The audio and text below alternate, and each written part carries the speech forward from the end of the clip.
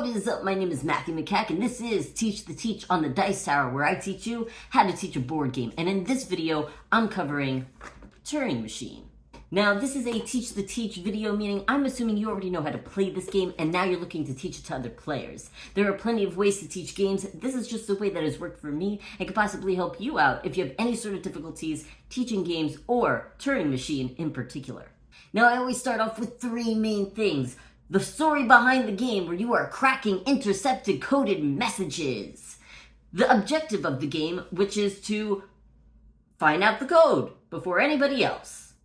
And the way the game ends, which is when somebody has found out the code before anybody else. I have found this game to be difficult to teach and actually to learn. I know it took me about 2 different teachings in order to actually figure out how to play this game. So that's why I wanted to do this, because it is kind of a quirky game that's a little bit different and could be challenging to understand exactly how it all works. And I think that it's not a terribly difficult game to understand, how to play, but teaching it is key to making sure that everybody is getting it and how to play the game, because it's a really fun game that you could play pretty easily, although decoding things is difficult. Well, depending on how far you get in the difficulty meter. Well, let's go down to the table so I can teach you how I teach this game. So I like to set the stage a little bit and say, this is the computer that we're going to be asking questions to figure out the code.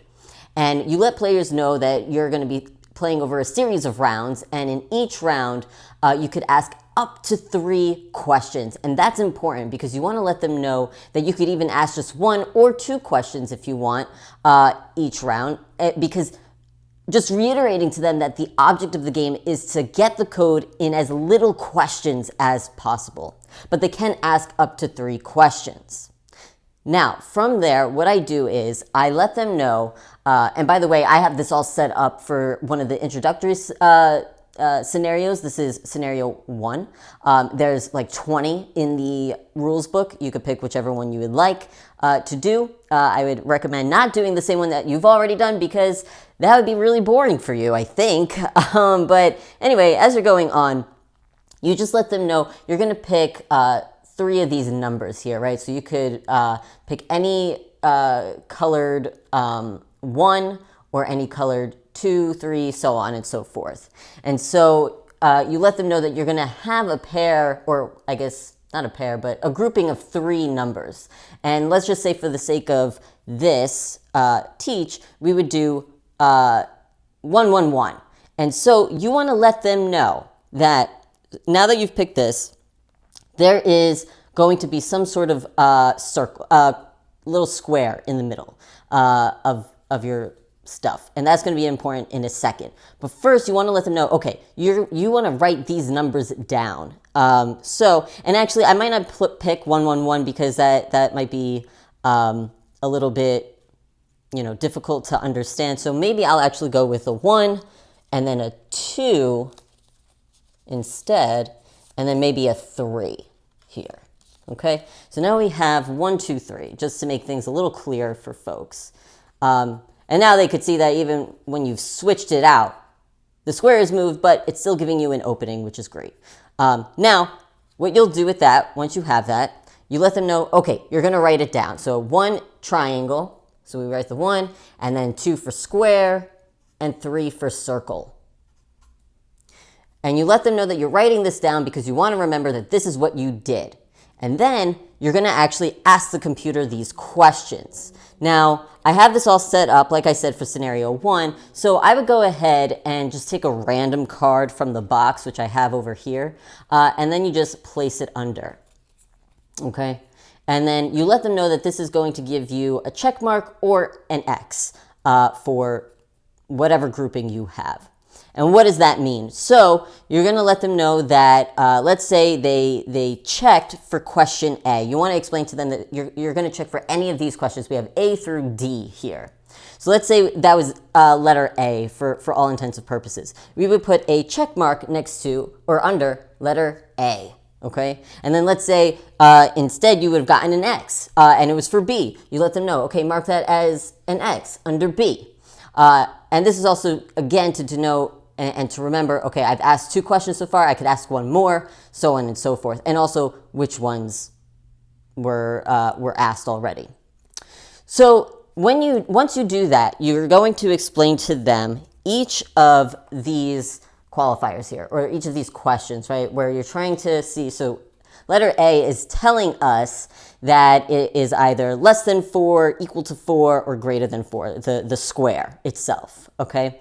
And that's when you start to deduce. And you might want to actually start to give players a little bit of strategy in this way. It's like, okay, so I know this for sure. Let's say you got it equal to 4. So you then know for sure square is 4. So you might even circle it over here. Like, yep, square is definitely 4 because that's what I put in there. Or if you got an X, for something, like what that would mean and how you can actually write it down. Okay, so like for A, you could say, square was, you could write any note you want, like not greater than 4 or something like that, okay? Or if you get something correct, you could put it in here, right? Just saying correct, and whatever it was, like square was equal to 4. Okay, something like that. And you're going to explain that is how it essentially works for each of these. And again, what I will say is you want to teach each of these questions what they mean. That way everybody's on the same page, and asking everybody, making sure that everybody's on the same page. Like, did that make sense? Do you understand what this is telling you, what this code is telling you? And then by a series of deducing and deduction, you could start to actually gain the code, and then letting them know. Once you think that you've figured it out, you'll place the number here, and I'm just making this up, saying, it's 5, 3, 2. So triangle is 5, square is 3, circle is 2, and then check it out, see if you got it right. If you did, awesome, you've won. You do want to also mention the whole, okay, at the end of the round, everybody's going to have their fists out, and then if you think you've got it correct, on a count of 1, 2, 3, thumbs up, or if not, you don't think so, thumbs down. But again, tiebreaker is whoever asks the least amount of questions in the game. So I think that the deduction piece might be the most difficult for players to wrap their head around, especially if it's something that they're not quite used to. So that's something that you might want to explain a little bit more, and giving examples like, oh, if I know this, then this can't be true, if you want to give a little bit of that. Otherwise, I think that because this game is so different from a lot of other games, really explaining the flow of it, just saying like, okay, we're going to pick 3 numbers here. We're going to write those 3 numbers down. We're going to test it up against A, B, C, or D to see what we get. If it's in check mark, write the check mark. If it's in X, you write the X under whichever one you did. And then ultimately write down your notes to see what you got. And then kind of just take a look at your notes. Okay, if I know this is true, then this can't be true, which means this has to be it, things like that. It's a logic puzzle. So that's about it. I will meet you back at my face. And that is how I teach Turing Machine. I hope that this is helpful for folks. It's really about the flow of how you teach this game to make sure everybody's on the same page. I think making sure like, hey, are you understanding what this means? Yes? Okay, awesome, let's move on. You're not understanding? Okay, which part aren't you understanding?